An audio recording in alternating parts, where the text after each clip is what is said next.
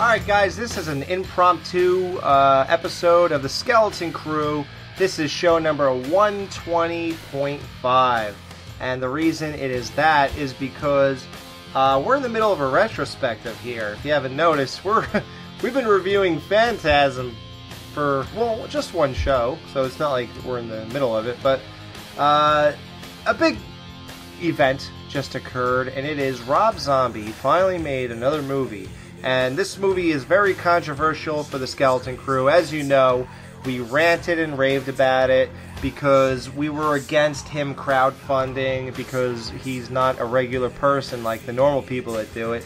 And instead he has $40 million, but still thought that the people making $12 an hour should give money for him to make a movie. So that was a pretty controversial thing, but we haven't ranted about that in, 2 years, Dave? Because that was 2014, so that was long. Yeah. A long time ago. But we are very lucky tonight because this movie actually has a very limited release. It was only released one day. That was September 1st.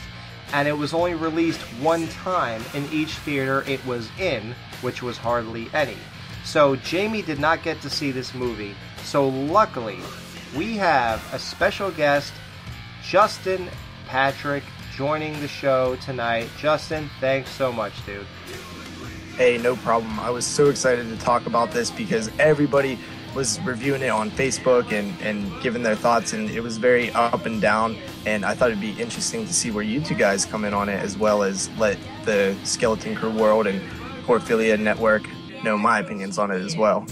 Yeah. Exactly. Horrorphilia is, that's where Justin's show is. It is 22 shots of moods and horror. 22 Shots presents Ash vs. the Evil Dead podcast, and 22 Shots presents the X-Files podcast. Oh, and you also have Disturbing Cinema. I mean, you have more shows. I don't even know how you get to all this.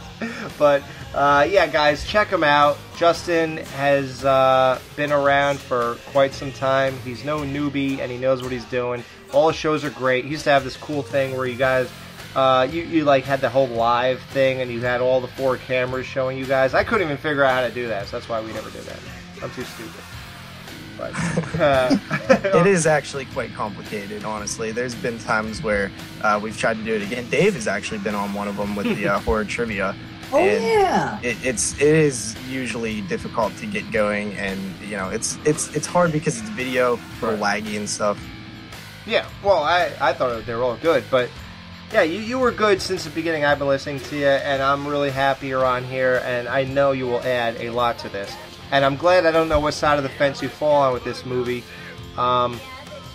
So this should be interesting. So let's all be honest here, though, and I don't want to pull punches, and I don't want to lie to people or blow smoke up anyone's ass. Because, I have, and I'm just speaking for myself at this moment, because I've sort of been, sometimes when I read stuff on Facebook, I feel like, well, maybe I shouldn't say this, or, whatever. But I don't know. Hopefully you guys will feel that way. I always feel this weird guilt complex. Okay, so the movie's called 31.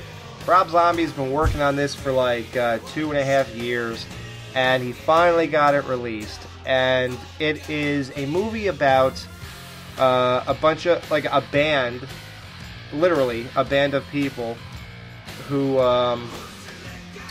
drive a van. I guess they're headed to a gig, and then there's... I think they're Carnival employees.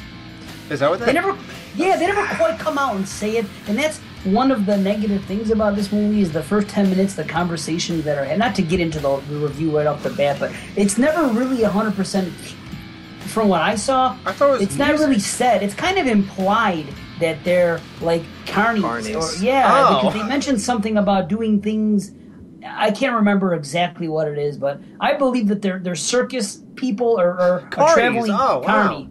Yeah, I don't know. Okay. Jesus Christ. Well, there you go. I mean, well, we're going to get into that. That's one of the problems of this movie. That the first section of dialogue is horrendous. But don't worry, guys. Anybody who loves the movie, don't worry. It doesn't mean that does not encapsulate the whole movie. But yeah, Okay, switch that. It's not a literal band of people. It's a literal bunch of people who are carnies, and they're driving, I guess, to a carnival, traveling carnival, and they get there's like a roadblock of scarecrows. They get kidnapped by these strange people, and then they get pulled into this room. And what would you call the people running this game? Roddy McDowell is. When they put that hair piece on, what exactly type of person is that? I was just thinking, Washington's like George Washington era, I had no idea Right? what they were supposed to be. The Washingtonians. Yeah, like what are they supposed to be? I don't know, guys, but they're like these weird throwbacks to like the 1800s. I don't know. With like powdered wigs. Yeah, dude. They're like pompous asses. Like that's Right. what they look like. Like they think they're royalty. They're like trying to mock that time period and the way they looked then, and like how certain maybe rich people. You have to assume that they're rich too. But nothing's really clear in this movie. Oh yes, it is, because remember he puts the bet down for like $500,000 or something, or Yeah, but But what did he put down? That could have been junk. I You know what know. mean? I don't know. So I didn't know if they were just pretending or if they were legit. I don't know. nothing is clear in this movie, and you're either gonna go with it and say you don't give a shit, or you're gonna pick it apart and say, well, that doesn't make sense. Well, they should have explained this better. That's the thing about this movie. It's just like Rob Zombie said, you know what? This, and he even said, did you guys see the interview when it ended? When he Q&A. Yeah, you saw that, right? Mm-hmm. And when he said, he goes, dude, I was working on this Broad Street Bullies movie, and it was so frustrating. And he goes, you know what? One day, he goes, I just had the idea, and he goes, and I can come up with this movie in a minute. He says, and it will get made quicker than Broad Street Bullies. So he goes, how about we just make a movie of 5 people kidnapped on Halloween night and thrown into this place, and they're going to be hunted down in a game. And he said, I came up with it in a minute. And it's just a I simple believe that. freaking movie. Yeah, I believe that too. yeah, I do too. I think I came up with this one time, but I forgot about it. But you don't have the backing and the name of Rob Zombie, so he just said to hell with it. I'm going to make this movie, and he did. And you can either, that's why I said, if you look at it seriously, you can pick it apart. But if you look at it as a freaking, like an 80s movie, like An just exploitation film. or an exploitation film, right, exactly. Just whatever it is, then you just got to roll with it. All right, And well, some people can and some can't. Let's try to do both here. Yeah. Because Right. number one, we are a horror podcast. We have to critique. We have to, I mean, what else are we going to do? So, okay. Okay, so the first, I'm not going to say act. I don't even know what that even really means. I guess that's a whole third of a movie at least. But no, the first opener is them in a van and they're driving. And what you're supposed to do here is get a good, read on all the characters, if you like them, if you don't like them, who's the dick, who's not the dick, all that kind of typical stuff. Unfortunately, this opening scene is terrible. Rob Zombie's dialogue is a joke. This whole opener, and I love that whole atmosphere. I love the shitty looking film and how it's really 70s. I think it's like 76. He even pinpointed it or something like that. Yeah, it was. Yeah. Yeah, and I love that, but I'm not. I was like trying to force myself to get sucked into this conversation they're having, and the only one I really got sucked into was when the guy went into the room and these people were banging and he grabs his gorilla mask. Like that's about all I. Oh, by the way, I'm sorry guys. This is a spoiler review. Clearly, a lot of you have not seen this movie, so this is just a review for people who have seen it.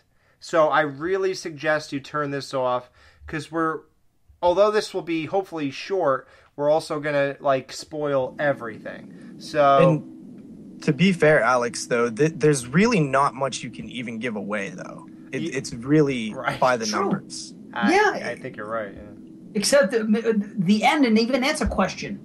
Exactly. That doesn't even have to necessarily be mentioned. But honestly, that's really it. I mean, it's a horror movie. You know what's going to happen. 5 people are going to go in a place. You know there's going to be a final girl. That's Right. obvious. Any asshole would know that watching any horror movie. Okay. I bet you could figure out which one it is, too. Yeah.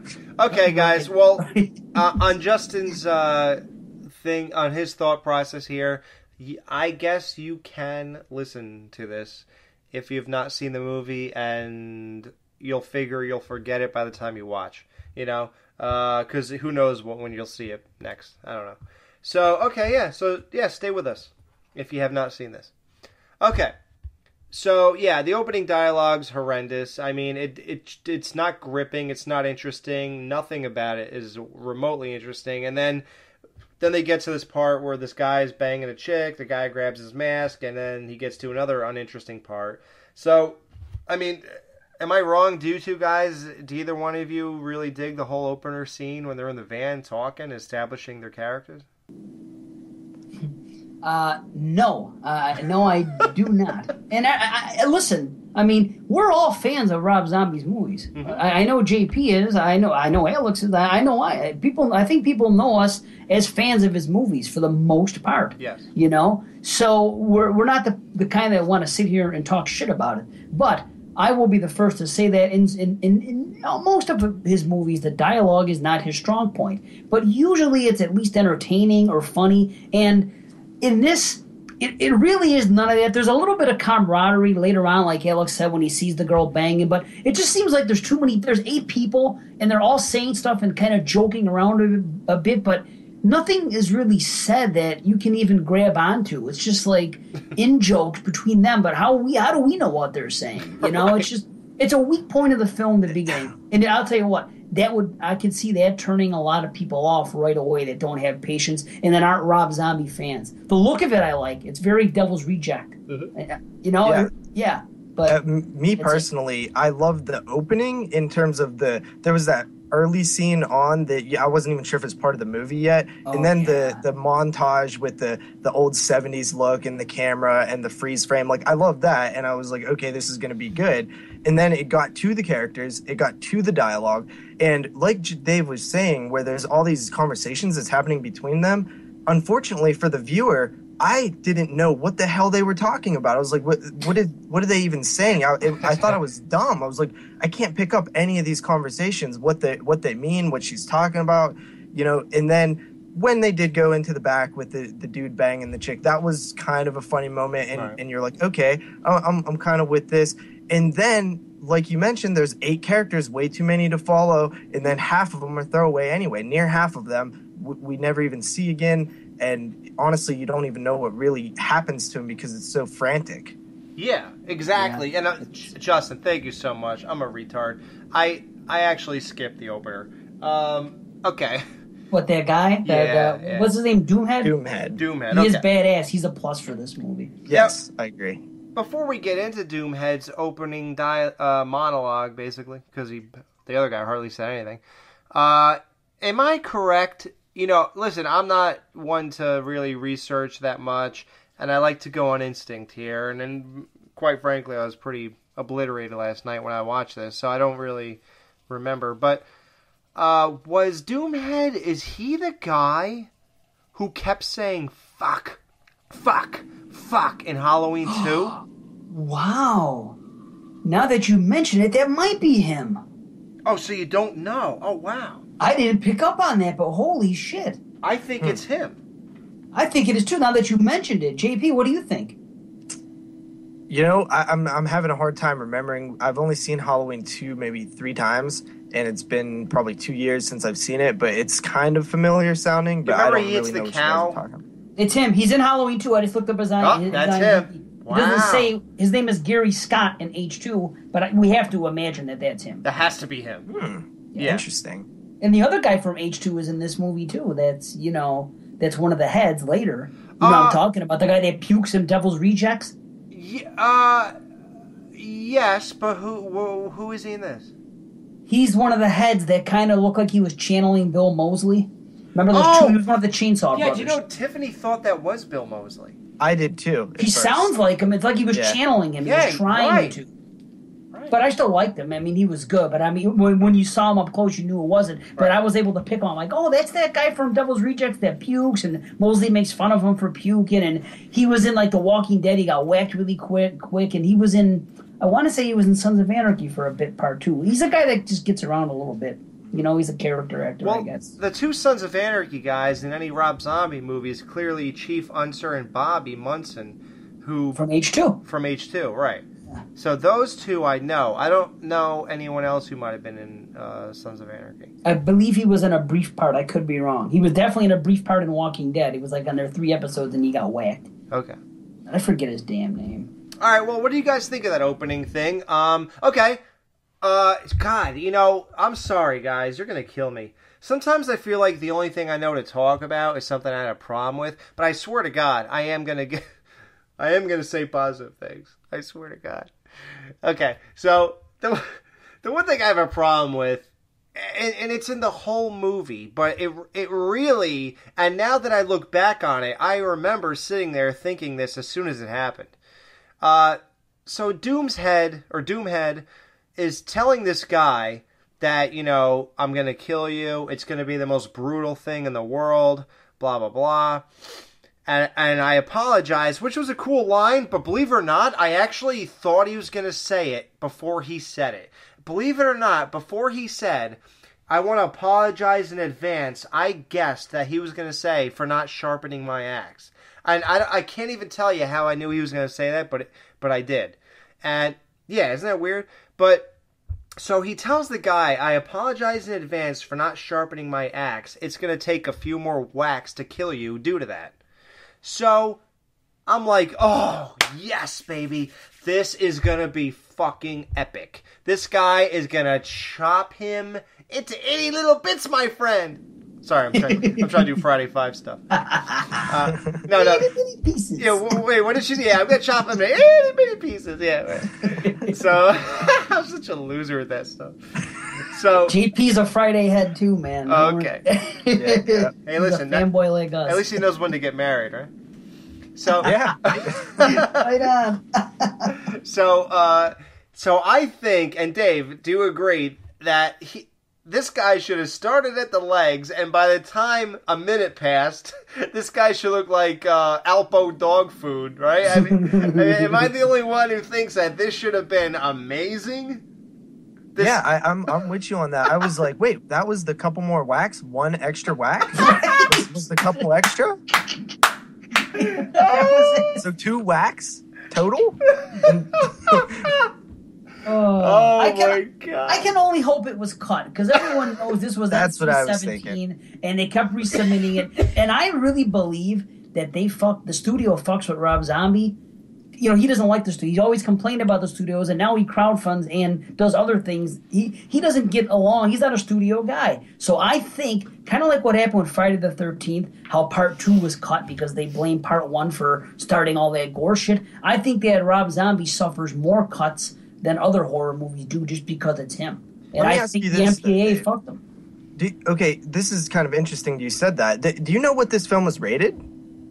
What is it rated? It's R. It was going to be NC-17. Okay, because I went into the theater and they asked me for my ID and said that I had to be 21. The girl that I was with, they said that I had to be 21 to bring her in if she didn't have an ID. And she did have an ID, obviously. I'm not saying she, you know. That's hot, man. But, yeah, so I was like, 21, what? I thought it was 18 or 19. What is this 20 or 17? What's 21, right. You know? Yeah. What are you gonna get wasted while you're watching the movie? You guys serving serving booze. Yeah, you serving Miller Lights or something? You have to drink. You got to do a shot to get into the theater.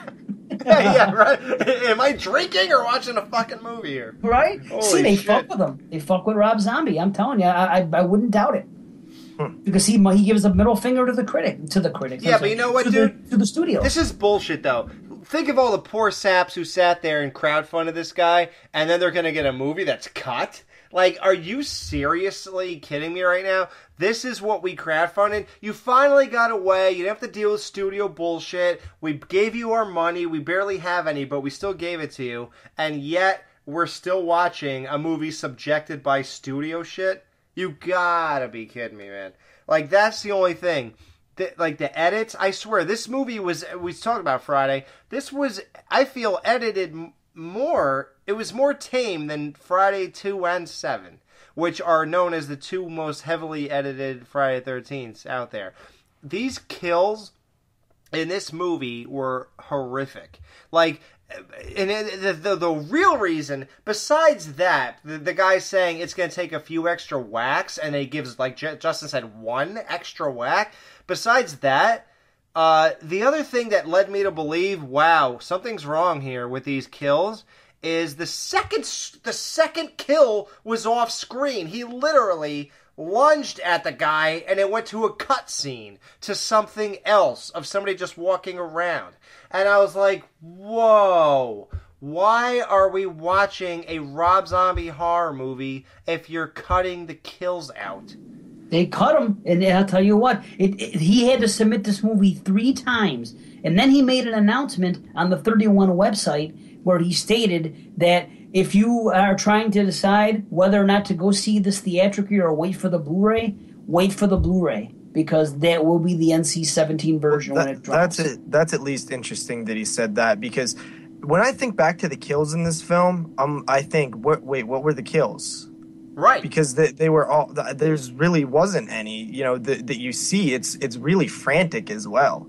Yeah. Oh, yeah, the filming is all shaky cam. Yeah, how about that?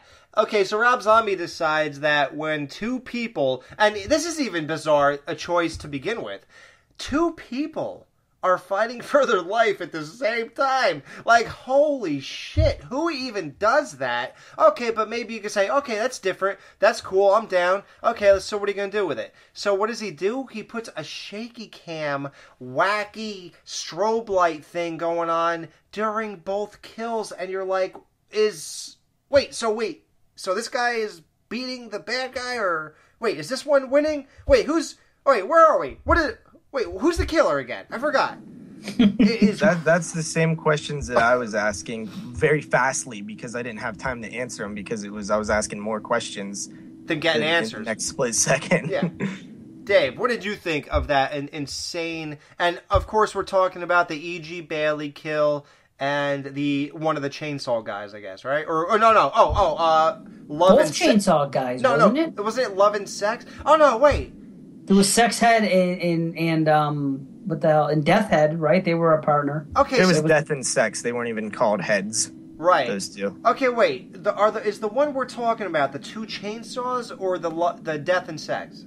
I think it's the chainsaws. Yeah, I'm thinking the chainsaws, because you do see the people get cut, and there was some gore there, but it was very frantic. Right. It was very quick, and there was shaky cam, and that's something new for him. I've never seen him use that frantic camera work in his action scenes like that. Why he did that, I don't know. Maybe he did it as a resubmission to try to pass the MPA, or maybe it was just an artistic decision. I think he was going for an artistic, chaotic motion, but it doesn't come off the way that you would hope when you make that artistic decision. Right. I agree. I wish it only happened 3 times, and it was quick. We still got to see chainsaw gore, which you don't see all that much, and I liked that. At first, I couldn't tell whose leg was being sawed, but I was seeing a leg being sawed, and I was happy. I didn't even know a leg was sawed. Really? But the one guy fell on the one, and the other one went through on the top. That I picked up. I couldn't tell that much. I mean, I assumed that's what was happening, but what happened to the static shots of showing that happen? That's what I don't understand. Why it's so blurry and shaky to where you don't know which character's leg or if it's an arm or what it is. It was frustrating for me. Yeah, I eventually, like Justin, assumed that the guy was laying and the saw was going sort of across his body under his chest. I eventually assumed that.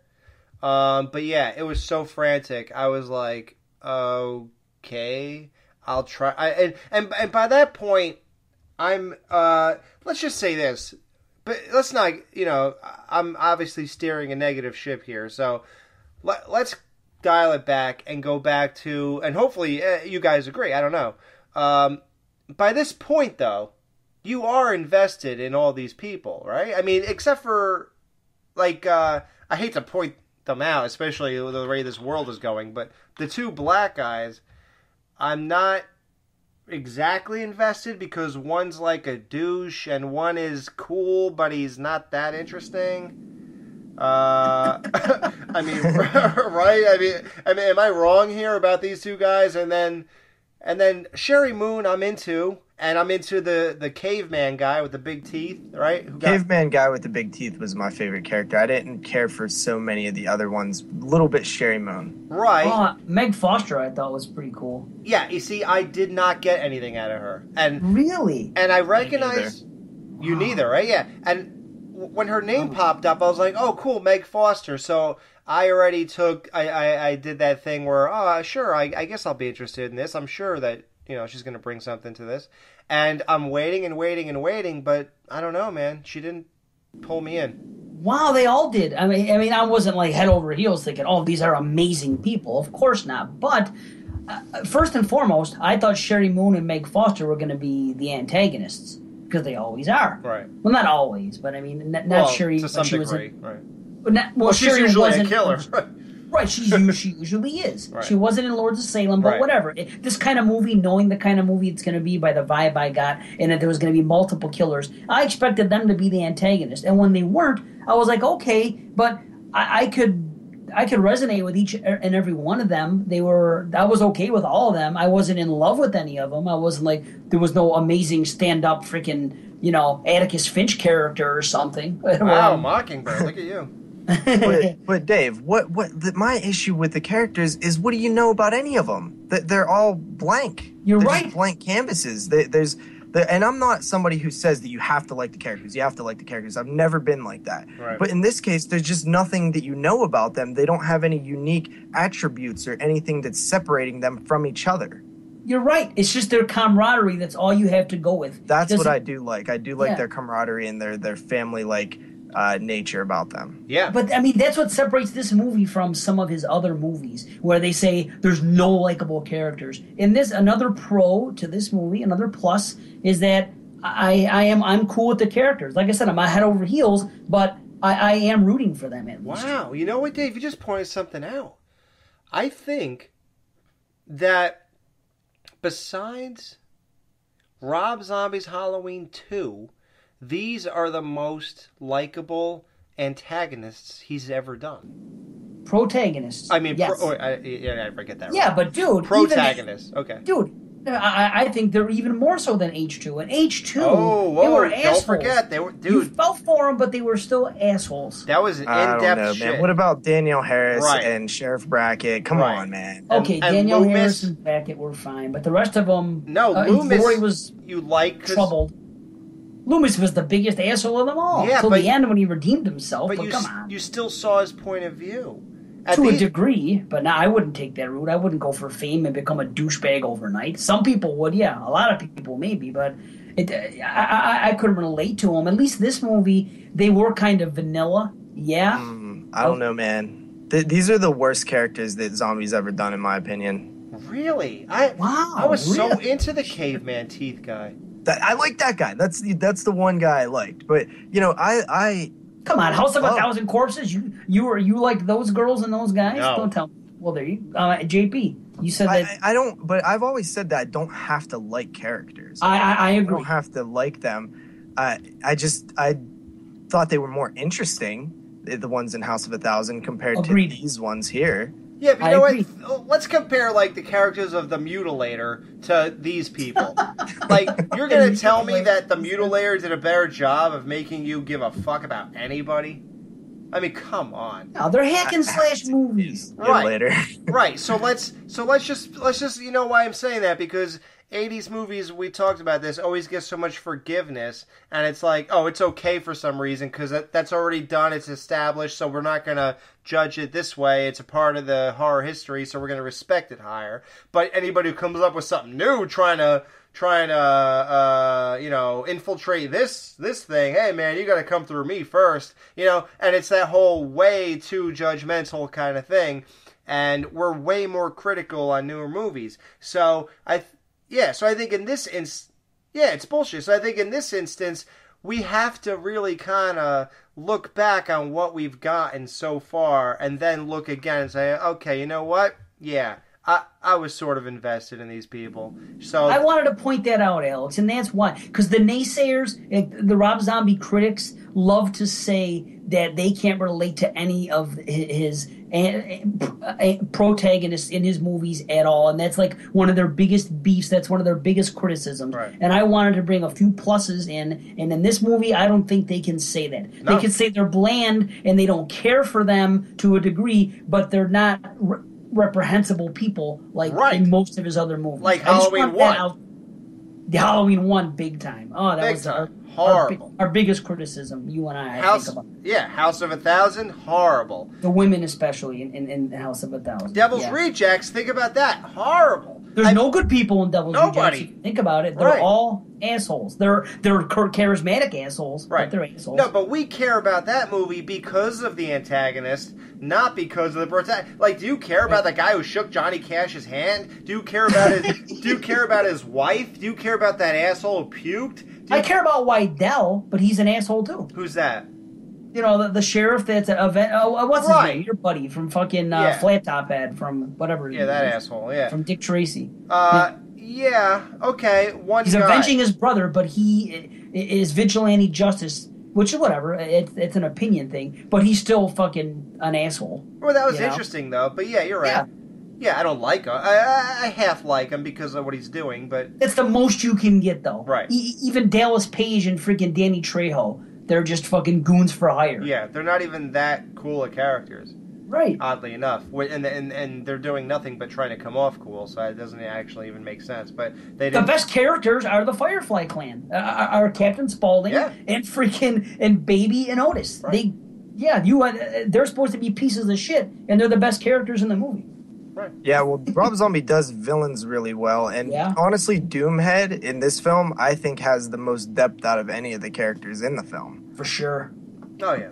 Big plus. Oh, yeah, well, God, I feel so bad. Okay, so... Why? There's pluses and minuses through this whole film. Okay, well, I got one more minus. The midget killer. Terrible. I don't know why we spent so much time with him. Too much time. Agreed. 100%. I was like, move on to a new killer, please. Because everyone afterwards was cooler. Yes, they were. And we knew that there was a bunch of antagonists in this movie. And I don't watch trailers. I've said it a million times. But even I kept hearing rumblings of there's like 5 or 6 freaking different people that are going to be coming after the people that are trapped here. That's what so when we're stuck with a Mexican Nazi for freaking 20 minutes. Yeah, what was that all about? He's not speaking English. Right. A Nazi speaking Spanish as if... Right. Like, what are we even getting out of this?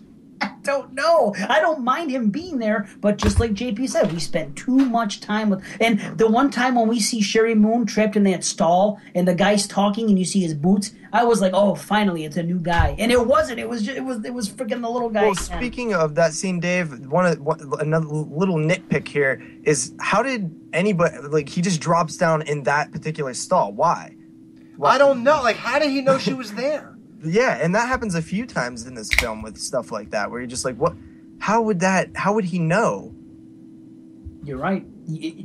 There's a lot of mindless things going on. There really is. You could pick this movie apart, and that's why the Rob Zombie haters are absolutely going to tear this movie up. They got a lot of ammo. Yes, they do. Unfortunately. Okay, you know what, guys? Let's change the tone a little bit here.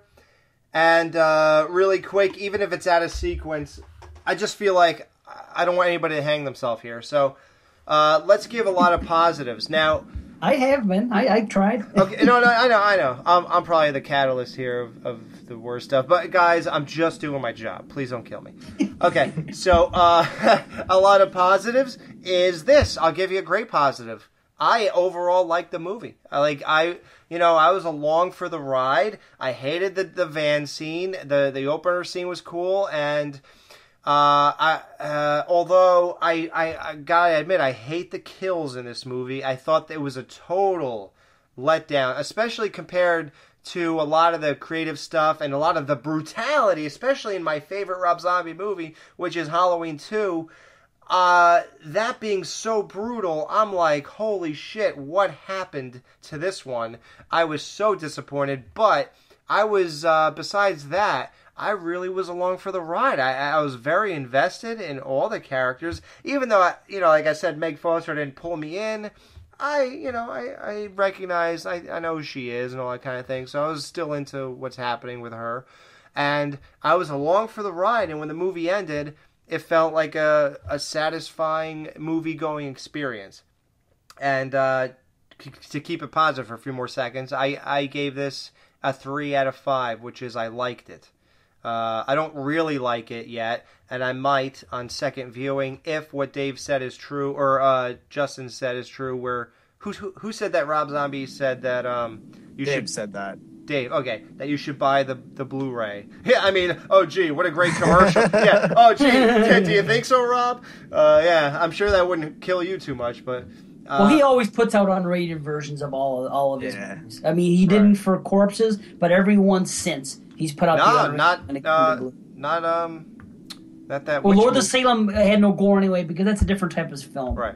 It wasn't about the kills or the gore, but every other one every other slashery type movie, Yeah. Well, but he always does. If there's gore to be seen, he's a fan first and foremost. He's like us. If he makes a gory kill scene and he spends money on it and films something that he thinks is fucking badass, he wants people to see it. Right. So he brings it out. Well, do you guys have anything positive? Justin, do you have a whole slew of positive things to say? A whole slew? Not really.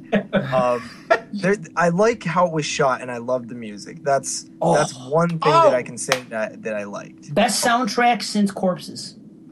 I mean score. Best freaking music. He uses songs appropriately for scenes, and I've always said that about Rob Zombie. Oh, so you really mean the soundtrack? You actually mean the song that he's playing? Okay. The song, the soundtrack, everything, the all score, and the actual songs that are played with the film are great. One scene that I really did like is when they start eating, and then we find out a little mystery, which isn't that unpredictable. Like you could expect it, but the reveal was cool enough. And I hate to go back to the negatives one more time, but I have to put this out there. Okay. What in the world? It's set in the 70s. Why, though, considering what are these people doing? They're gambling on the deaths of these people, but how are they seeing them? Oh, right. Yeah. Where are the cameras? And even at the end scene, when, the way it ends with the final track down of the final person and what happens with time running out and everything else, how are they to know exactly what's going on and what's to prevent the guy from doing his duty? That's what I was thinking. I'm like, there's no way there's cameras all over this place. No, it's 76. Right. Wow. I was so confused by that. I was like, okay, I love this 70s setting, but for this movie, why? Wow. It just hinders the plot. Yes, it does. And even that part when they're eating the food, all of a sudden everyone's there at the same time. They never show how they all came together. They're just there. And I think that's the point in this movie where I realized, probably even earlier, that this is a movie that I was having fun with it. So I'm going to say it's a fun ride. It's almost like an action movie where it's mindless, where you go for the ride or you don't. That's why you can't pick it apart. But when I saw his interview afterwards and he was talking about 80s movies and make them die slowly and this and that, just random. And Ilsa's She-Wolf of the SS. Then I kind of understood, okay, he was going for exploitation in this one and the narrative wasn't as important. And I did, in retrospect, sort of like it a little bit more after I heard that. Right. It does. Yeah, it can't hurt. Yeah. Well, you're right. And even the part where he goes, are they watching us? Oh, yeah. And they're listening, too. Oh, they have microphones? I know microphones are obviously not as hard to get as cameras, but it just seems very elaborate. Like, who set this whole thing up? Roddy McDowell?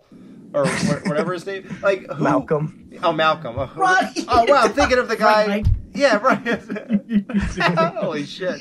Awesome. It makes very little sense. Yeah, it just doesn't seem real. I mean, and that's something you shouldn't think about, but as...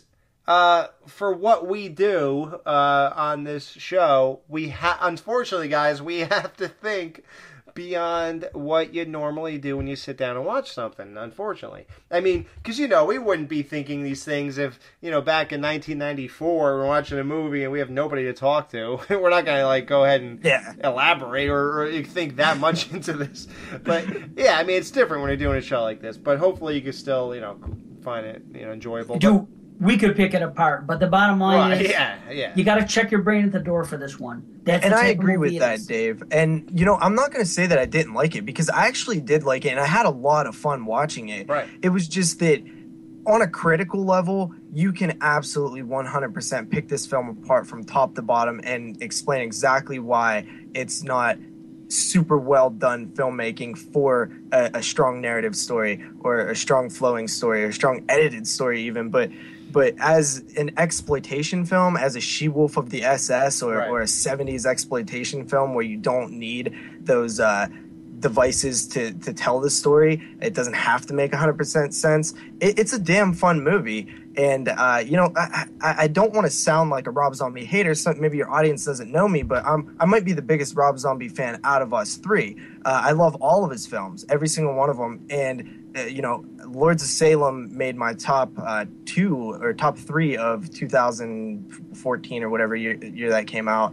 I love the original Halloween. I know you guys don't. I love H2. It's the only one I don't. And Devil's Rejects is in my top 10 favorite horror films of all time. I gave it a perfect 10. So I'm a huge Rob Zombie fan, but I just saw that this film in particular had more flaws than I was used to with his films. Yeah. Yeah, I'm great. I'm glad you gave us that perspective. Now, tell us, based off of that perspective, how do you rank this amongst his films? Is it at the bottom? It is at the bottom. It's my least favorite film of his. My favorite is Devil's Rejects. My second favorite is Lords of Salem, and then Halloween. Then H2, House of a Thousand Corpses, and finally this film, which is 31. Wow. I said mine as soon as I left the theater last night, because my friends that I went with, we've seen every Rob Zombie movie together. The last 3 we saw in the theater together, and we all are Rob Zombie fans. So I was the most underwhelmed of all 3 of us, if you can believe it. I mean, I think I sound like I'm more positive than negative here, but I still know what I saw. And the first thing I said when I walked out, I said, well, it's not his best, that's for sure, but it's not his worst. And to me, it's second from the bottom. And here's my rank, quick. Corpses is my number 1. Lords of Salem 2. Rejects 3. H2 4. Then this, and then Halloween at the bottom. That's my rank. I guess I gotta give mine then. Yeah. But we're all different. It's crazy. It's definitely different, yeah. Yeah. I'm on my 8th beer, so help me if I go with mine blank. Devil's Rejects, H2. Okay, I'm already going blank. What else did you do? Corpses, Halloween, Salem. Lords of Salem, and Corpses. Okay. And this. Shit. It's tough because I like the first third of Halloween, so it's good. Okay. Yeah, but come on. You like Lords of Salem and House of a Thousand Corpses. Okay, I'll put Lords of Salem third, House of a Thousand, Halloween. Oh wait, this before Halloween? Shit. Well, how much do you like that first third? I know. It almost feels do you like it more than this entire movie? Dude, I swear to God, that's my battle in my head right now. Do I like the first third of Halloween more than this entire movie? Yes. I'm sorry. Yeah, I really do. I know this sounds so shitty, and I swear to God, I'm not shitting on this movie that way. Yeah, but listen to this. Let me I'm not. I swear to God. Alex, look at it this way. Is there anything that you hate in this movie even close to how much you hate the last third of Halloween? No. There you go. That's why it's on the bottom. Okay. Well, okay. Take out the first third of Halloween. This is way above that. Right. There you go. Okay. That's why I have it above, because it's only a third. If it was 2/3, maybe not, but that's why Halloween's at the bottom, and this is second from. Yeah. So if you guys, oh, sorry, go ahead. Well, I was just going to say, I have a question for you guys, and I'm just curious your answer. I was thinking about this earlier today. Okay, so this film is called 31. It's set on Halloween, and these people are doing this yearly tradition in which they gamble on people's deaths, like something like The Purge almost. Now, I'm curious, do you think that it was a misstep to not have that Halloween atmosphere, considering these people were obviously doing it on Halloween for a reason? Oh, yeah. And there's no lights, there's no pumpkins, there's orange. no anything.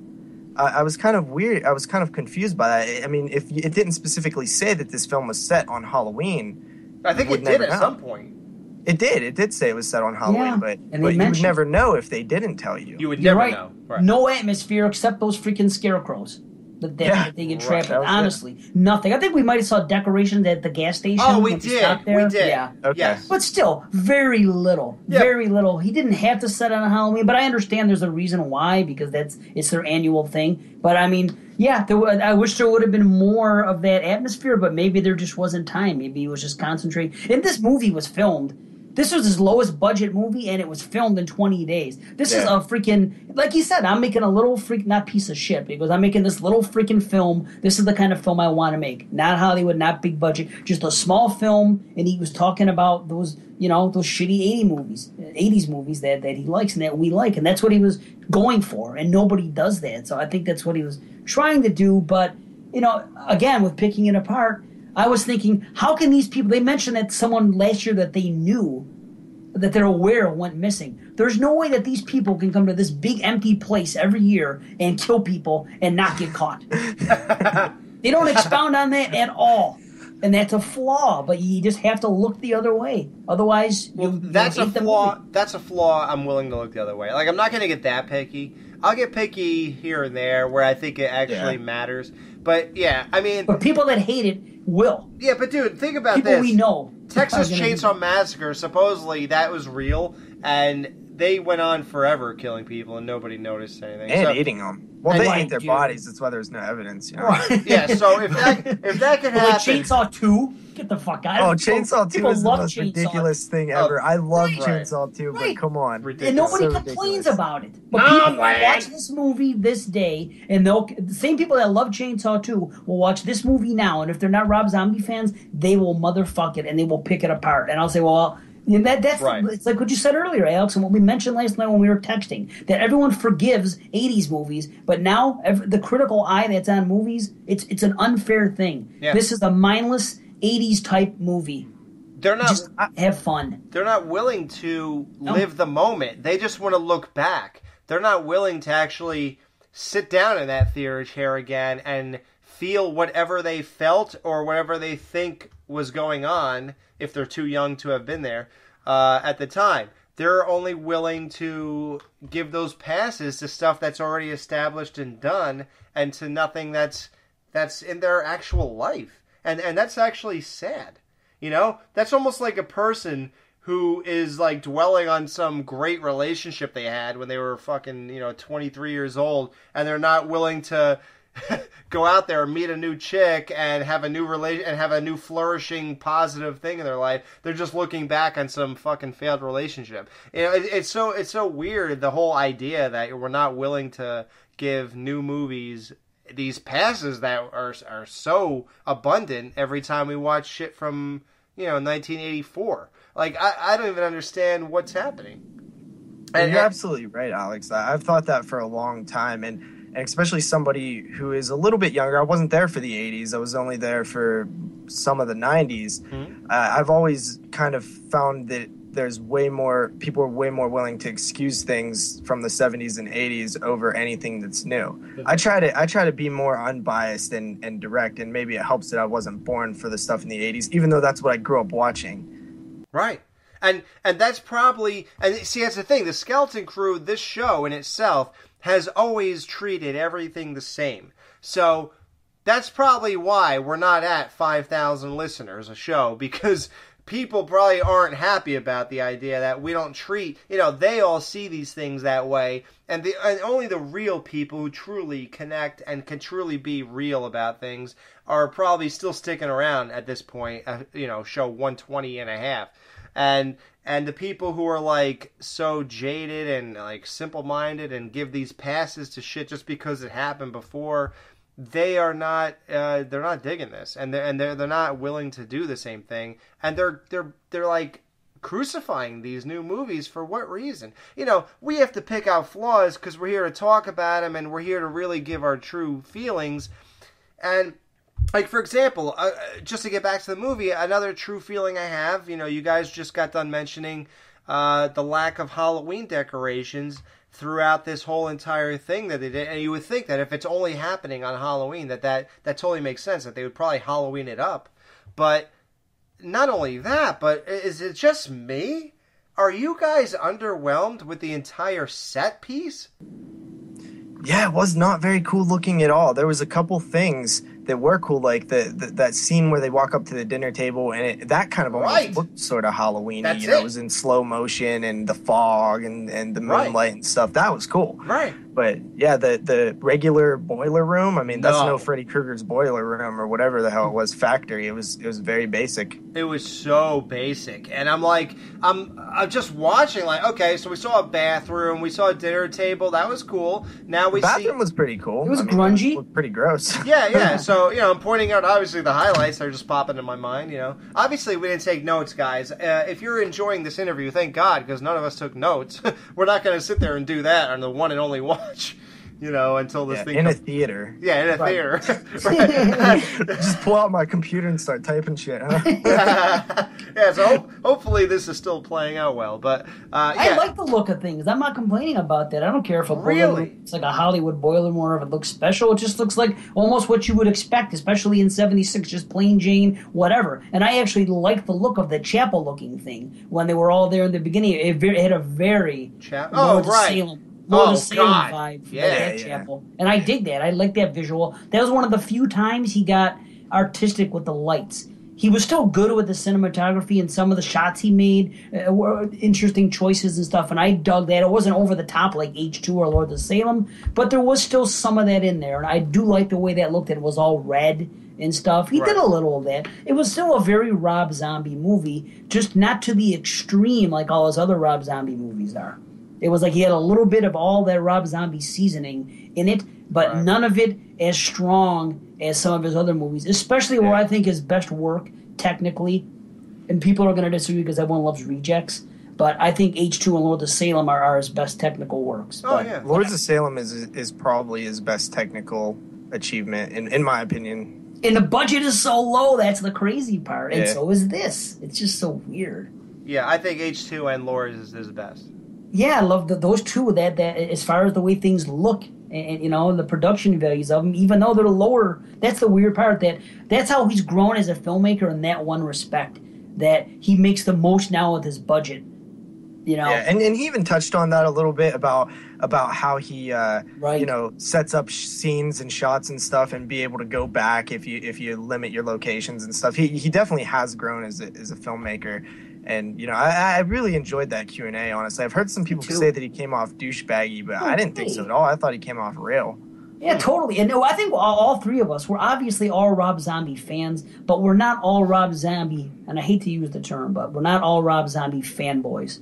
Yeah, I'm not going to apologize or make excuses for his shortcomings. Yeah, me neither. I'm not gonna suck his dick everything he does either. Like, for example, I can't get the details because of the law, but I've listened to every Rob Zombie album in the last year, and I felt like most of it sounded all the same. So I can't say I'm a huge fan. Oh, believe it or not, the one album I liked the most was House of a Thousand Corpses. I told you that's his best. Yep. Yeah, it's great.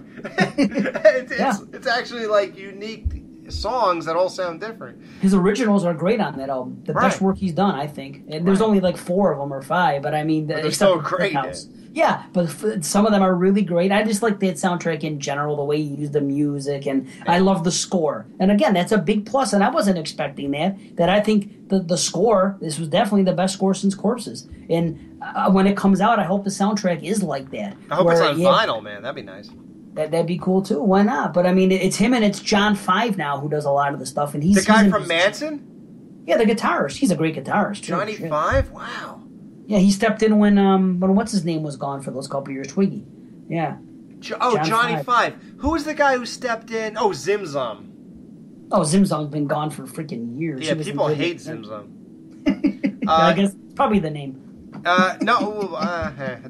People love Ginger Fish, so. Yeah. Okay, score. Let's get to the score. I want to keep it positive. Like I said, I want people to undo their nooses.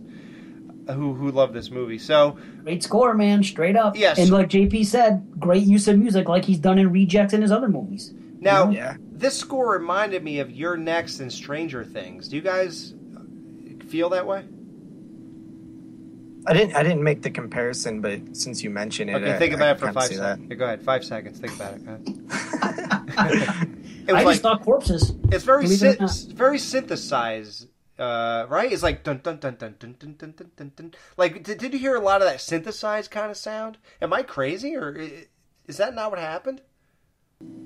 There was synth, just like there was in Corpses. There's like 4 segments in Corpses, and they're all part of the soundtrack if you have it. And you listen to that, and it's just the score, and it's very reminiscent of that to me. That's what. It feels very Rob Zombie, which I like because I like all of his music and all of his films. I'm just trying to be current, so I'm naming 2 things that just sort of happened. I feel like it was very reminiscent. I mean, maybe I'm nuts. Like maybe the synth, like the Carpenter-esque type stuff that was used in Stranger Things. Right. That's what I feel like happened a couple times in this. I wouldn't doubt it. I mean, everyone's going to always rip off that.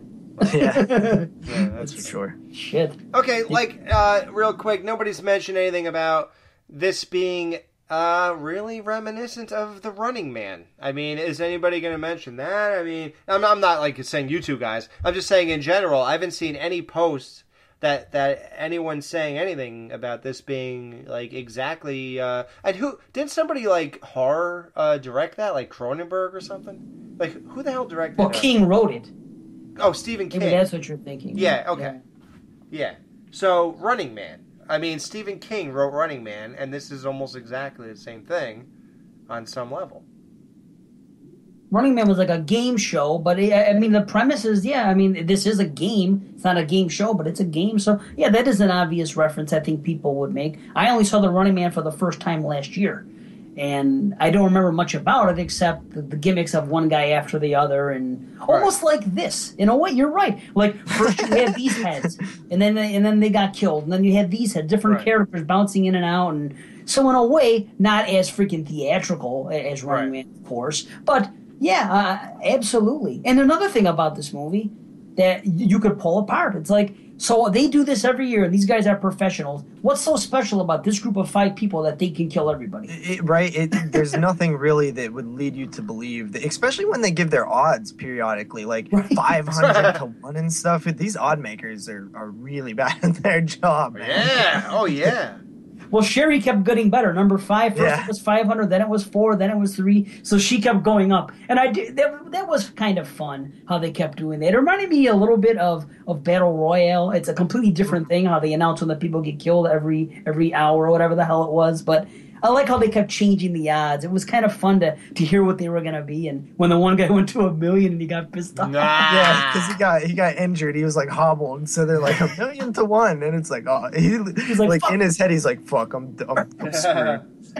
Yeah, but and that's another thing that JP just brought up. He brought up like 10, 20, 30 minutes ago at this point. Like, how do they know he was injured? How the hell do you know that? I know, man. It's so weird because it's not like the heads are reporting back through walkie-talkies. At least we don't see them doing that, you know? So it's kind of like... And there's nothing supernatural about the film, so it can't be anything like that either. It's very weird and just completely unexplained. Yeah, he's like, yep. So, hey guys, just checking in. The one guy with the big teeth. I just took a chainsaw to his arm. I think he's no good to anybody at this point. So good. Yeah, you can go ahead and up the old ante on that one. I don't know how the stakes are with this whole thing with you guys, but yeah, you can put him about 1,000 to 1. like what is happening here to make them know this? You know, like what is happening? I don't know. And like I would love to know the security system going on in 1976. But I don't care how rich they are, right? Yeah. And the lighting was so fucking bad. How could you see anyway? Like, even at one of the cameras, what do you have, night vision cameras? You know, like, what are you even picking up here? I mean, even if you had cameras, I could barely see the fucking movie, and I'm here in the theater. You're going to tell me on your little shitty video cameras you see what's happening? Not to mention the amount of space that they would have to cover with those cameras, considering they keep moving. This place is like miles long, it feels. It would take, honestly, 189 cameras to actually figure out what's happening here. It would. It really would. Like, come on. Oh, it's silly. I'll say there's one thing that I thought was great. That one scene with the black guy when the one guy is begging and he's like, "They make us do this." You know, the way that resulted. And for a second, you thought maybe it was going to go the other way because you've seen that in movies before. And he's like, I thought that was great. And I also want to point out the fact, how awesome is it that Freddie Boom Boom Washington from freaking Welcome Back, Kotter is in this movie. Oh, God. I don't know. Who's that? Dude, the black guy from Welcome Back, Kotter. Mr. Kotter. Oh, is he the Jamaican or the regular black guy? He's the, wait, which guy is the Jamaican? Is the older guy? He looks young. The younger guy's the Jamaican. Yeah, he's the thinner one. Yeah. That's Freddie Boom Boom Washington. Yeah? Yeah, and I used to see Mr. Kotter, Welcome Back Kotter. It was a 70s show, but when I was a kid, I used to see the reruns all the time with Travolta and all them. You know, Ron Palillo, Horseshack, you know, those guys. Maybe you guys didn't watch those shows, but I was like, and my buddy said it. He goes, dude, that's Freddie Boom Boom Washington. He told me in the movie. I said, what? I'm like, there's no way that's him. Sure enough, I got home, I looked on IMDb, it's him. I was like, wow, I haven't seen that in years. A guy from Welcome Back Kotter randomly in freaking this movie. I was like, wow. Rob Zombie does cool shit like that. Yeah, he does know how to pull people out of obscurity. Yeah.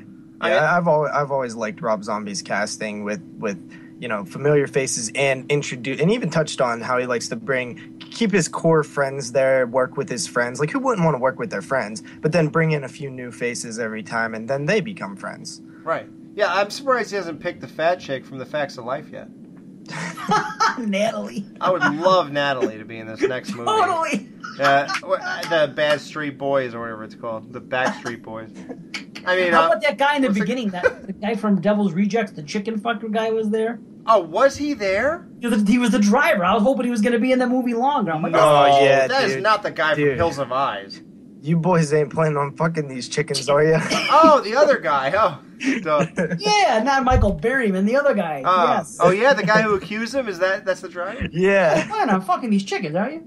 That's weird. And then Ken Forey's like all pissed off. He's like, what the hell did you just say to me? I call you a chicken fucker. Oh, dude, classic. See, there's not many lines and stuff like that in this film. No. There's a few here and there. True. Most of them come from Doomhead and from the one guy that was doing the Mosley impersonation. Right. Yeah, when that dream sequence, when the Psycho head and Schizo head come back, and you're like, it's a dream sequence, but you know they start making those jokes and stuff. Yes, those are good jokes. What's worse than screwing a pregnant chick or something? What was it? Having her baby suck your dick. Yeah. Or cut up an onion or a whore. What's the difference? Yeah, I don't cry when I cut a whore. Yeah. That's awesome. I cry when I cut onions. Those were some of the best moments, and it was a dream sequence. But right. You know, Doomhead. Doomhead is great. I want to know how Meg Foster has such a great sense of humor. That she's even dreaming up these jokes. Yeah, she should be a comedian, right? Yeah, she could dream. She could dream up a whole fucking stand-up act, hero. Maybe she's like a comedian in the carnival. I don't know. What is she like? Sam Kinison on the like? What the fuck is going on here? Like, I'm like, how do you come up with so many good jokes while you're sleeping? I could sit here for hours and write this shit. I can't come up with anything. Oh man! But yeah, but there was funny moments. This is a fun movie to me. Straight up, the more we're talking about the fun moments, the more I'm sort of liking it. You know? Yeah, I remember laughing out loud to something. Shit. Oh yeah, I laughed out loud about half a dozen times. Did you guys see it with the packed house? Because that was fun. A lot of people about 70%, I would say. I'll say 60. Yeah. Mine was about 85, 90% full. Oh my god! Wow, that's good though. That's cool. It's cool that so many people knew to come here. Yeah, it was really neat. But Doomhead, man, that guy steals the show. Yep. He definitely channels his inner Heath Ledger. Did you guys get that vibe too? Dude, I'll tell you what. The Joker look did not distract me until we're at the last segment and she turns and looks at all the puppets and then turns and he's there. That's when the Joker thing really... I couldn't separate myself. I kept falling out of the moment. You know, you're supposed to suspend disbelief and like zone into the movie. Once that whole segment or whatever you want to call it, sequence took over, I could not stop thinking that why does he look like the Joker? Wow. Maybe he's a big fan of the movie. But Wow, yeah, I didn't get that at all. That Really wouldn't have been out character. yet. It wouldn't have been out yet. He's a fan of the comics, 76. I didn't get that, though. That's the weird part. In the beginning, he seemed like a Tarantino-type character. That's Oh, it yeah, he reminded definitely me. did. Right? But then at the end, when he had the makeup on and there was one, he looked just, and I noticed it, and my brother turned to me and said what I was thinking. He said, he goes, looks like Manson. He looked just like Marilyn Manson. No. Yeah, that one, dude. I thought that too. Dude, that one What? scene when he was wearing that buckle up, that black buckle up freaking thing, and his face was painted Oh, white, yeah, short. He yeah. looked just like Manson at that one phase in Manson's career. I'm telling you, and I thought it right away. Oh, and my brother said it to 1996. me. And when my brother said it to him, I'm like, okay, I'm not crazy. He did look like Manson. Yeah, it was crazy. Manson 96, yeah. Yeah, right after Antichrist, but before Mechanical. Yeah. Yeah, between. Yeah, there. 97, yeah. Yeah. Okay, That's what I got. I didn't get Joker, but whatever. I okay. mean, Well, one thing that Jason Lloyd pointed out to me, and you he's know, not forgiving. oh, he's unforgiving. But Is it? Jason's cool though because he is as realistic as I am, and you. I'm not saying any of us are phonies, but I'm just saying that he definitely was not shy about pointing anything out. And I thought this while I watched it, but for some reason never thought about it again until Jason said this, and I'm dying to hear if I'm jogging this in your memory of you guys too. When Sherry, I don't know her name in the movie, so Shirley, okay, well, Charlie, like Okay. Charlie in the Chocolate Factory. that's almost Sherry again. Okay, Yeah, right. okay, I'll say Sherry again. Okay, so when Sherry Moon turns to the right at the end of the movie and sees the puppet, what exactly is the reveal here? Because those puppets, it was like a gas station or something, and then those puppets were seemingly visible from the outside of the gas station. So, what's the reveal? That they built a house around the gas station? And what does that mean exactly? Is the gas station guy the killer? Like, I don't understand what that is revealing. Honestly, man, I didn't really think too much into it because I was like, oh, that's weird. They have the puppets there too. I guess it's supposed to signify that they're all in on it, but we already knew that from the one girl who goes and calls the guy a hunter and sees if he has any guns in the car. Right, E.G. So Bailey. we already knew they were in on it. Yeah. Dottie Yep. from Pee-wee's Big Adventure. Yeah. Yep. But, Yep. Looks so good, by the way. At this age, she's got to be in her 50s. well, I thought she looked hotter as the killer. Oh, yeah. Well, of course she Isn't that did. weird? That goes without saying. No, it's of course she looks hotter as the killer. All chicks do Oh, Yeah, okay. they do. when they're crazy like that in movies. You know? Especially Angela went during the big reveal at the end. Oh, Yeah, okay. who could forget that? That's so hot. I was drooling. Yeah, I love that cock. Love. Oh my god, man! I want to fuck that kid.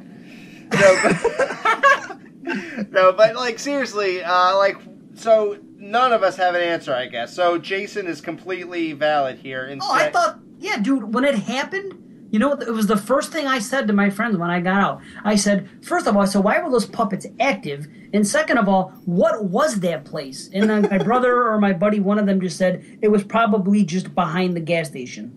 And I go, yeah, I guess I could buy it. I go, I was surprised that they were still going, but I guess maybe they're always going. But I did question that, yeah. But then, like I said, this is a go-along for the right movie or not. Oh wait, am I crazy? Am I the only one who thought that those puppets were visible outside of the gas station, and now it's seemed to be in an enclosed house? It's a different place. No. They're the same puppets. They But just moved them. yeah, They they're the same moved them. type of puppets, but I think that I don't know if it's the exact same display. I don't think It's pretty sure it's the same display. Yeah, I thought it was really. too. Yeah, they I even had think the that the first boxing. display we saw, maybe it was. It's hard.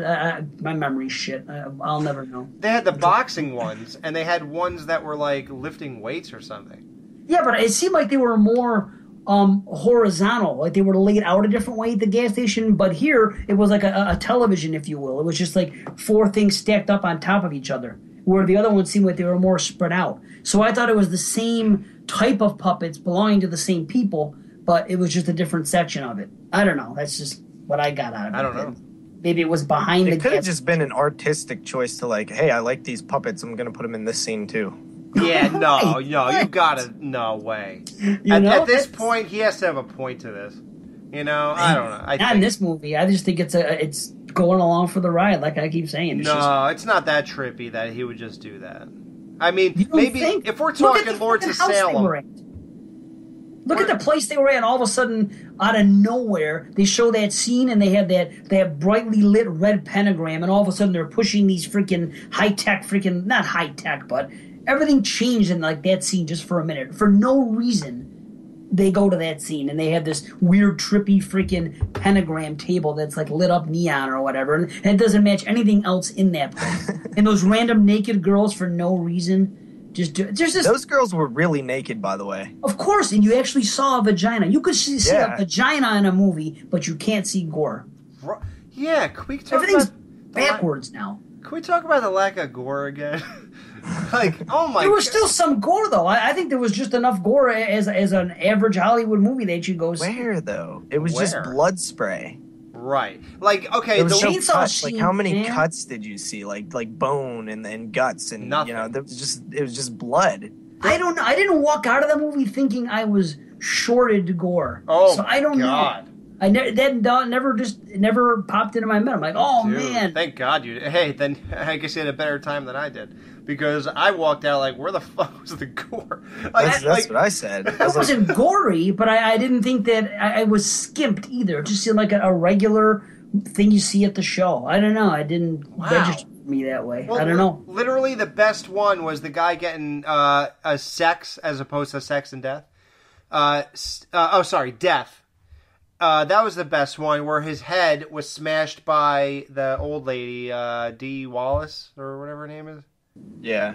Yeah. Well, you mean not Meg Foster? Oh, Meg Foster, yeah. When Yeah. when she smashed his head with the bat with the spikes on it, that was about as gory as we got, I think, right? Otherwise, it Besides was the chainsaw kills. besides that. But you know, what year is this? I mean, how many times have we seen a chainsaw run up a body? I mean, no offense, Well- it was still cool. Yes, I'm not taking away just because I've seen it before, but it was like, okay, right. Well, I expect that, but the problem is we're at the 6th kill here, and that's about as much as we're getting, and that's insanely disappointing to me. Like, I don't know. What about the big teeth guy? He got all fucked up, and his arm was all freaking bloody and cut up and shit. And, I didn't get nothing No. out of that one, though. You didn't see how bloody he was when she had to freaking do the Bandage tie a thing? tourniquet on him and all Yeah. that shit. What a mess he was and how he got that way. There was a lot of stuff. Every kill they showed something. Granted, it may have just been some blood. It might have just been bloody, but I remember seeing penetration a couple different times.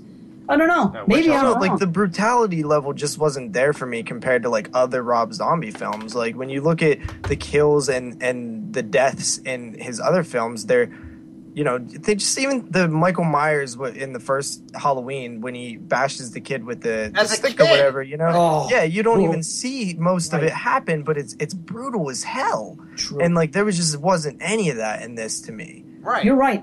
You're right about that. Yeah, it I wasn't brutal like that. One of the problems with Rob Zombie doing this one is that we've seen his work already and we're expecting something by now. So Yeah. when you give Maybe us, that's what it is. I guess I may have separated that for some reason. Which is what you're like any supposed to other do, movie. so bravo to you. yeah, Well, yeah, well, Yes. hey, I guess that's all. I just, for whatever reason, I didn't.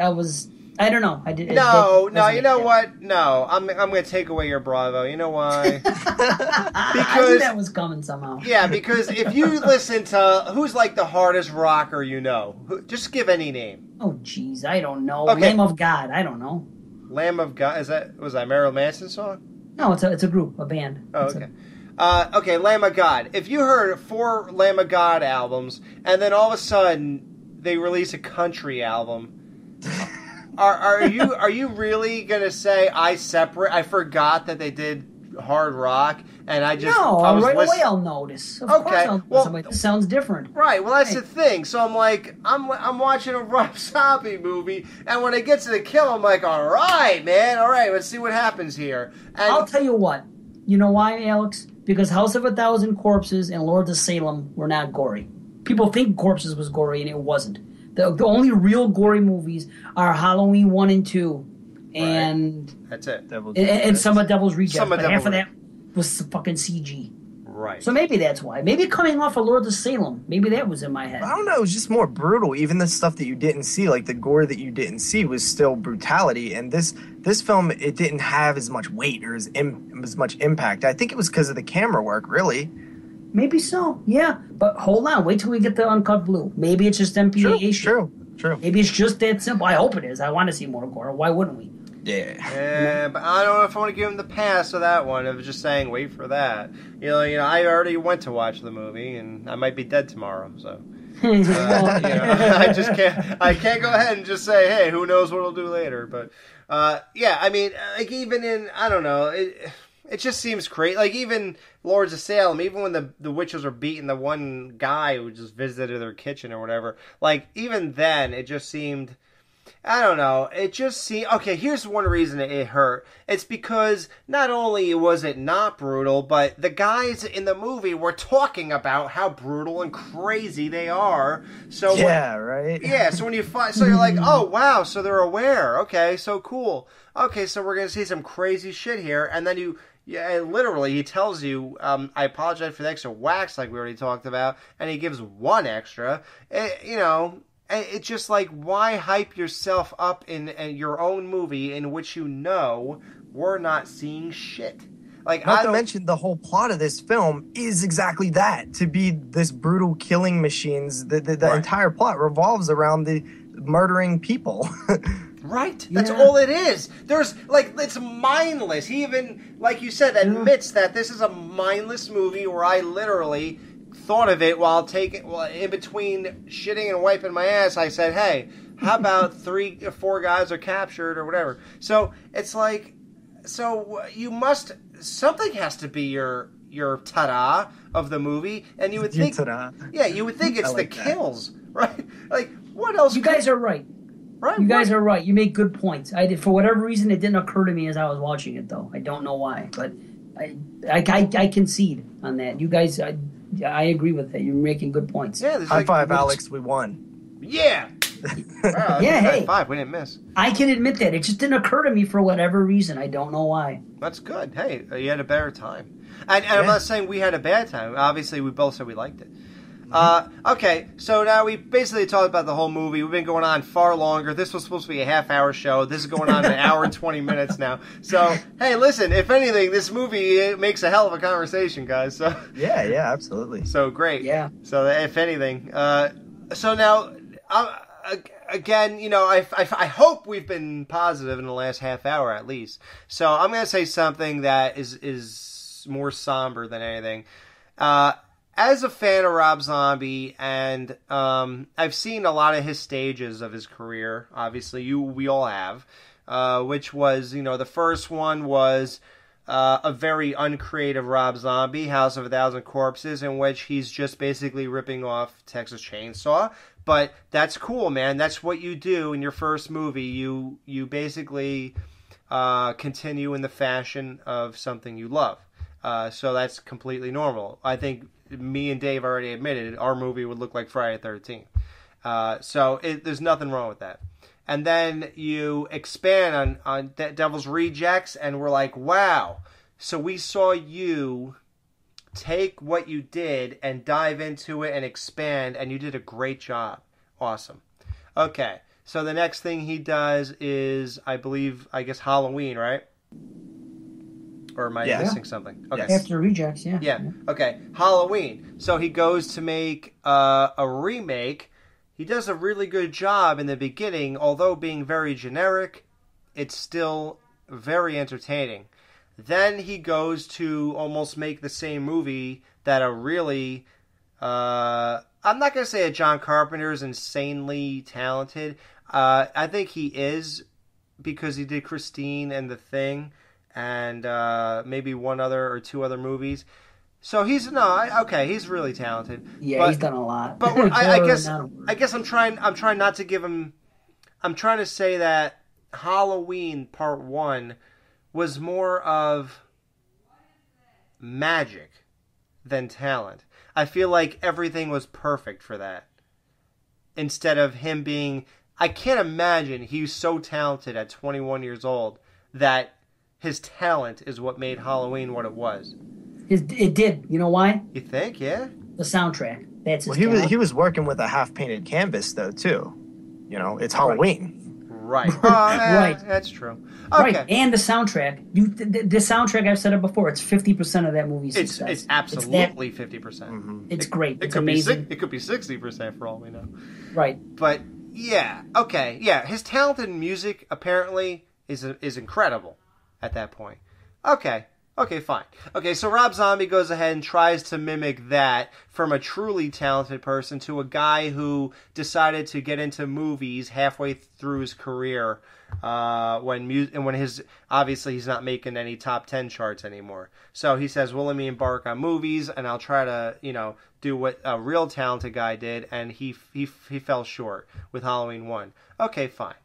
So then Halloween 2 comes out, and he says, wow, now I can, again, just like Devil's Rejects, expand on characters that are already existing in something that I did in some way, and it's great. He did an amazing job of expanding every single character in that movie, and the brutality was top-notch. The atmosphere was amazing. It was just greatness to me. So a lot of you do not think that. That's fine. But Dave does, and Justin is okay with it. I saw your ranking. Yes. So then. Did you? I didn't see a ranking. Well, I heard it. Okay. Really? I didn't. When on this show? Yeah, he gave his ranking. I gave my ranking of all Rob Zombie's films. Remember? Oh, I'm sorry. I thought you meant forget it. What do you?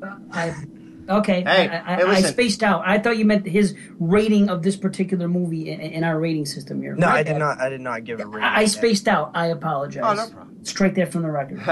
Strike that, reverse it. Willy Wonka. Yeah. By the way, this show, bizarrely enough, is dedicated to Willy Wonka himself. He just died 2 days ago.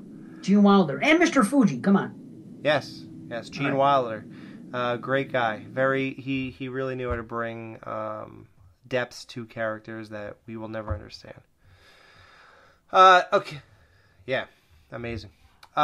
So then Lords of Salem. So now he goes and says, let me do everything I want to do that nobody cares or is asking for or may like, and I'm going to do it, though, because I feel like it. He goes and makes Lords of Salem, and upon multiple watches, I realized the greatness in that. Yes. Justin always did, and Dave always did. Nice. And I said this at some point. I don't know if you remember that, Dave. I remember you watched it the second time and said you had a better time with it, but I haven't really picked your brain on it since. So I'm glad that. Yeah, no. Have you watched it since? Have you watched it more than twice? 3 times. I still think it's great. Awesome. Cool. Good. Yeah, glad to hear it. I finally got it. Yeah. Awesome. It took a while, but not for everybody, but no, great. no. So here's why I went through that whole thing.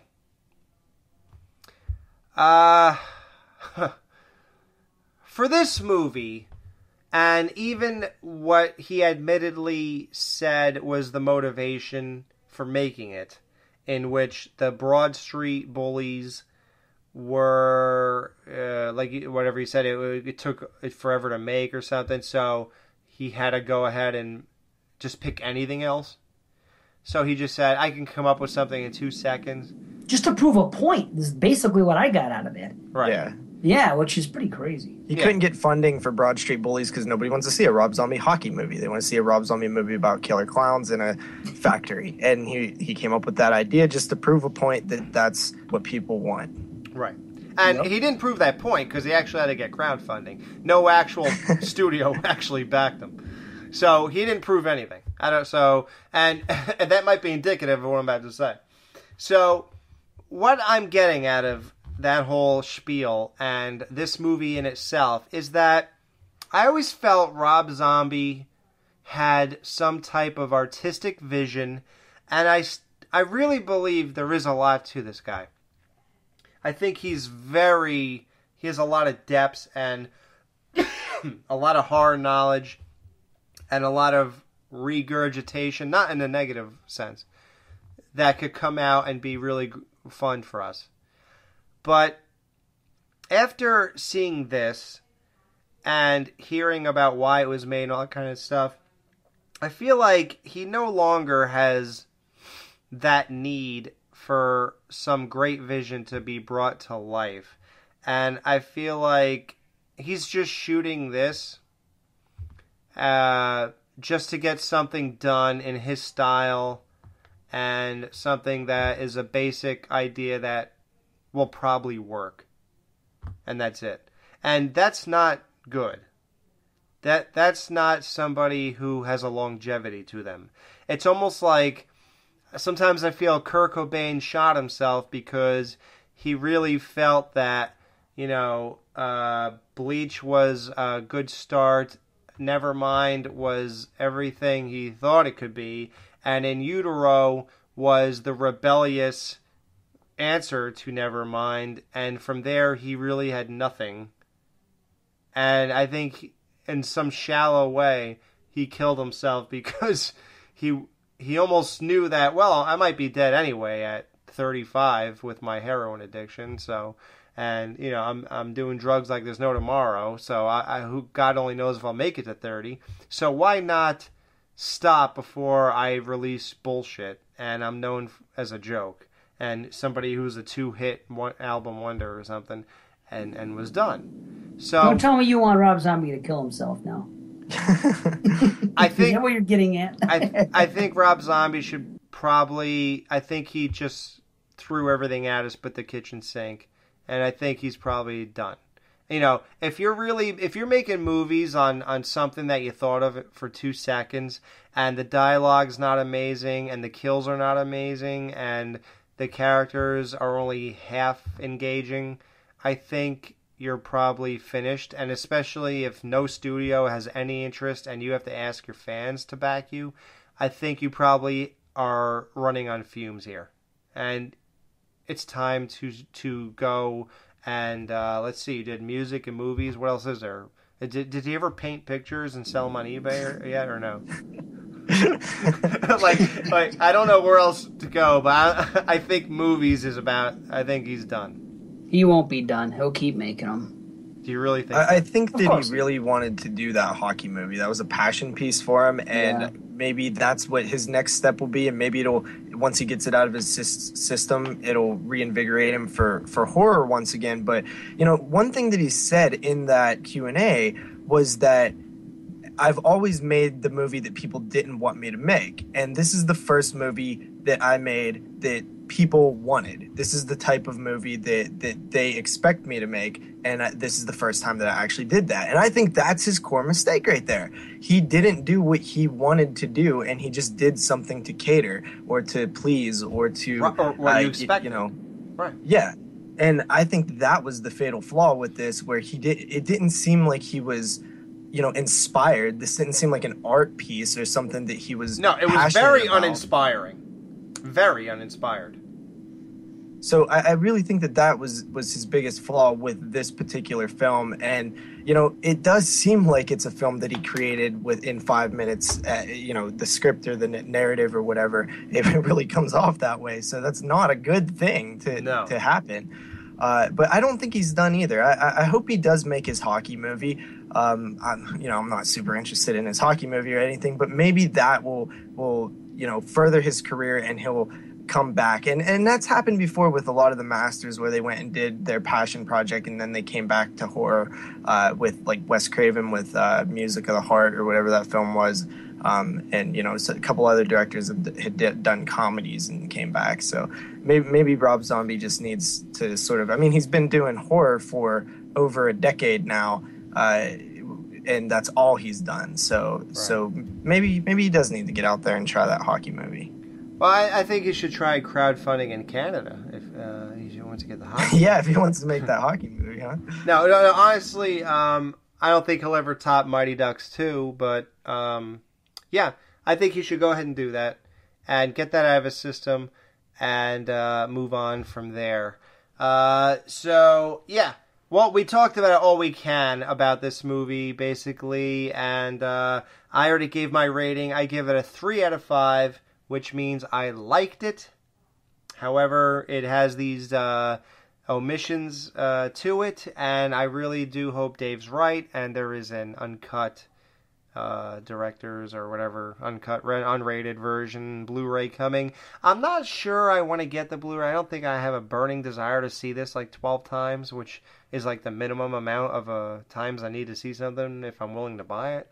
But yeah, I don't know. I might get it. Who knows? We'll see. So Justin, what do you give this movie out of 5? Out of 5, I would go with a 3 as well. You liked it.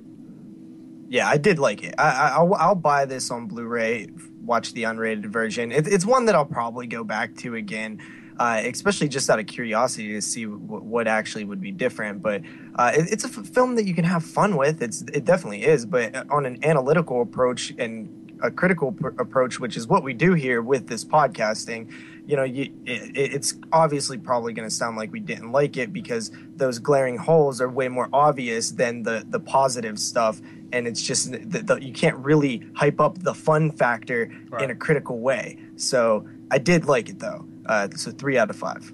Yeah, you actually said that better than me. You know, I probably will buy it. You're right. I probably will. Because it was good enough. I enjoyed the ride. It was a great ride. And I don't have that much in my movie-going experiences. So I agree. I probably will pick this up if it's about $15. Dave, what is your rating on this movie? I'm gonna go with